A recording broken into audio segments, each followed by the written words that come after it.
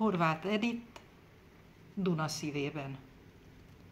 Szelíd habok közt álmodik a táj. A part ülében ring a rég múlt, ezüst fényében minden vágy kigyúlt, és az idő csendben hullámokba száll. Ölelése hűs, mint anyai kéz. Szeretve tárja partjait ma is. Ha vándor szívem fáradtan lassít, benne találja otthonát s a fényt.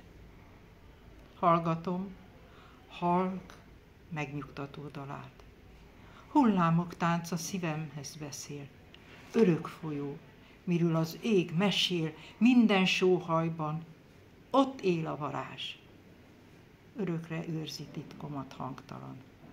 Víz mélyében múlt s jövő ragyog, bizalmasom ő, hol magam vagyok, mert bennem él kék Duna dallama.